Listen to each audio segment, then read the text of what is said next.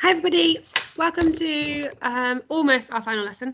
It is Wednesday the 10th of February and it's Enquiry lesson number 26 and it's our challenge. So there's still some information I'm going to share with you, and then your challenge is going to be based on everything you've learned this term as well as from today's PowerPoint. So I'm going to share my screen, desktop and PowerPoint. Oh, I'm on the wrong page. We've had some printing issues this morning, so I hope this is going to work. Right, so why are more people becoming vegetarian? That was our topic question. In this lesson and throughout today's task, some things we're going to be linking in are British values, the individual liberty and the mutual respect and tolerance. So I'm just going to go through what those are for those who've forgotten or are unsure. So individual liberty suggests the free exercise of rights generally seen as outside government control. Now that doesn't seem very clear to me, so I found some more information. Here, liberty means being free from oppression or restrictions by the government or power. That kind of sounds like you can just go off and do whatever you want, not necessarily. Everyone has their individual liberty in our country. It doesn't mean in every country. In our country, people are allowed to do what they choose. However, it doesn't mean that you can do what they want. There are rules to follow to keep everyone safe, that we must respect, and it's important to follow advice from certain people. Things like, you have the freedom to run. In school, though, we have rules where if there was a fire drill, we wouldn't run outside. We would walk sensibly to try and keep everyone safe because there'd be lots of people and it's a dangerous situation. Also, we don't run in the corridors because again, you could crash into somebody. So although you've got the freedom to run, there are times where we put in rules to keep people safe. That would be my example. Here are some people that it's important to follow advice from. So a parent's role is to keep us safe, warm, healthy and sheltered. A teacher's role is to help us to learn, feel safe and be the best we can. A doctor keeps us well and gives us advice which we should follow. A police officer is there to maintain law and order. Okay, so can you think of a time in history or a place, there are even places now, where people have been oppressed or restricted by a government? Okay, so let's just think about when people haven't had their individual liberty. The second thing we're going to think about today, whilst we're doing our learning, is mutual respect and tolerance of those with different faiths and beliefs. Now, this isn't necessarily to do with just religion, but to do with opinions and beliefs about certain things. So a fair, objective and permissive attitude to those whose faith and beliefs may differ from one's own. So everyone's different, everyone believes different things, and that's okay. So we're going to show respect and understanding to different people. To show respect, we must show them how much we value them, listen to their ideas and beliefs and give value to them, even if we disagree. So it's okay to disagree, but just that we don't shout at them, we don't say, no, you're wrong, but that we actually go, okay, that's fair enough, that's your opinion, this is my opinion, and we be respectful about it. So when we don't show respect, we hurt other people's feelings and we can appear rude to other people. So what does tolerance mean? Being tolerant or behaving with tolerance means to accept other people's differences. In what ways are people different? So you have a look at the pictures there. You can have a think about our class, our school, lots of different people with lots of different races, religions, age, gender, and different opinions. And the opinions is a thing that I really want us to focus on today. Okay. So, veganuary is a word that's appeared over the last few years. Does anybody know what it means? So this is a news article on veganuary. It's like vegan and January mixed together. So some people trying vegan diets during January. So what is veganism? Veganism is where people do not eat or use animal products. So veganuary is a group that encourages people to eat a plant-based diet during January and beyond. So I think it does tell you later, but vegan is different to vegetarian because vegans don't eat things that come from animals. So for example, eggs, an egg doesn't hurt the chicken, but it still comes from a chicken. So vegans don't eat food that comes from an animal, whether it is from being killed or just something they lay like milk as well. So veganuary is a group that encourages people to eat a plant-based diet during January and beyond. It's the start of a new year. A time to try something new or to do something differently. January is the perfect time to do this for some people. You may have heard of people trying a vegan diet as part of something called Veganuary. But what is Veganuary? It's where people try a vegan diet during January. Vegans do not eat or use animal products. They eat a plant-based diet where all their food comes from plants. Vegans are different from vegetarians though. Vegetarians will not eat the meat from animals, but they may eat products that come from animals. This means they do not eat beef, but they might eat cheese or drink milk. The number of people following a vegan diet is on the increase. According to the Vegan Society, between 2014 and 2019, the number of vegans in Great Britain quadrupled. That means at times by 4. In 2019, there were around 600,000 vegans in the UK. Some famous people have also been in the news for choosing a vegan diet. These include the American singer Ariana Grande, I've lost my place, sorry, and the racing driver Lewis Hamilton. In fact, Hamilton has opened his own vegan burger restaurants in London. Vegan meals are now more readily available. Also, produce vegan burgers and pizzas. That sounds like it's I've missed something there.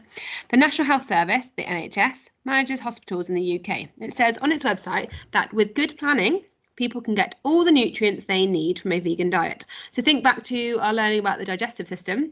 We talked about an omnivore diet that humans have, and that generally we eat vegetables for minerals and vitamins, that we eat lots of meat generally for protein. But the NHS is saying if you've planned your meals, that actually you can get all the minerals, all the proteins, all the things that you would normally get from meat, you could actually get them from other foods instead, and they can be plant-based. The NHS says, though, that if people do not plan properly, they could miss out on some essential nutrients. These include calcium and iron. As 2021 begins, who knows what new vegan products will appear this year? So in the glossary, we've got diet, the different types of food a person eats. And that doesn't mean, I'm going on a diet. Your diet is what you eat, like everything included in what you eat. Available, something that can be found. Nutrients, things that our bodies need in order for it to grow and be healthy. And essential is something that is extremely important. So what new words have you learned? What questions do you have? Do you know anyone who is vegetarian or vegan? What did you find interesting? Now, I have spoken to 3 members of staff who are all either vegetarian or vegan or partly a bit of both, just to hear their opinions on why they've chosen it. Now, again, remember that we are focusing on mutual respect and individual liberty. They have the right to say what they feel. It's their opinions. It's not necessarily fact, but they are welcome to have these opinions, just as you are also welcome to have differing opinions. Okay, so they wanted to share their opinions because I think it will help with our learning today. It will also link to the learning we did yesterday about farming and where our food comes from. So, Mrs. Crew, I've been a vegetarian my whole life. When I was younger, it was because my parents were. Now, there are lots of reasons I continue to be a vegetarian. Here are 2 of those reasons. I don't need to kill animals to eat healthily, and I have become more aware of the environmental impacts. For example, when land is used to raise animals instead of crops, precious water and soil are lost. Trees are cut down to make land for grazing or factory farm sheds. So not only through her choice, through her life choices, through her family, but also through some learning that she's been doing about the environmental impacts as well. That's some of her reasons. Next up, we've got Mrs. Moore. Number 1, I became a vegetarian because I found out where meat came from as a child, and I decided I didn't want to eat animals as I didn't think it was fair or I thought it was cruel. As I've become older, I've stuck to it because of the health benefits and the environmental benefits, but I still feel I couldn't eat an animal because I don't like the thought of it. The second reason, I became vegan because I find milk makes me ill. Now, she's sort of partly vegan because of this. She's not fully vegan, but she said, because I find milk makes me ill, and I also visited a dairy farm and found out more about the milk industry. I didn't like the process that I was told about. It is a real strain environmentally. Plus, there are so many replacement milks now. I drink oat milk. The milkman even delivers it to me now. So in a glass bottle, so it's good for recycling. So she's managed to find an alternative way of having, she still can have milk, but a different kind. Number 3, recently I have been eating eggs and occasionally cheese, but I try to limit them as much as possible, and I use replacements if I can. And finally, Mr. Thompson. A few reasons why I'm vegetarian. I was brought up vegetarian and didn't eat meat, so it always tasted weird when I tried it. I don't like the idea of hurting animals either, so it didn't make sense to start eating it, especially as I didn't need it for my health. There are also so many options for varied vegetarian meals now, it's not just beans and salad. So all three of those members of staff have shared their choices for being vegetarian. And here are some other points I'd like to make out. So everyone has their own reasons, and that's okay. I'm not in this lesson trying to make you become a vegetarian or a vegan. That's not the aim of it, but it's more just to open our eyes to that people have different beliefs, people have different choices, people can choose different things, and that's okay. And that we respect that. But also looking at the impacts that it can have. For example, I am not a vegetarian. I have always eaten meat, and sometimes, usually just in our dinners, sometimes in lunchtimes as well.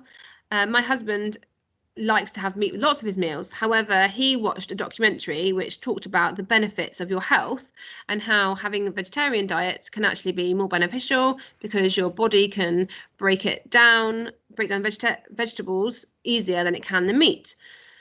Because of that, he wanted to then try eating less meat. So we haven't become vegetarian, but we're now eating a much more plant-based, but we still eat some meat. So we have reduced it, and that might have an impact. Hopefully it's having an environmental impact that we're getting less meat and less farming from cows is being used.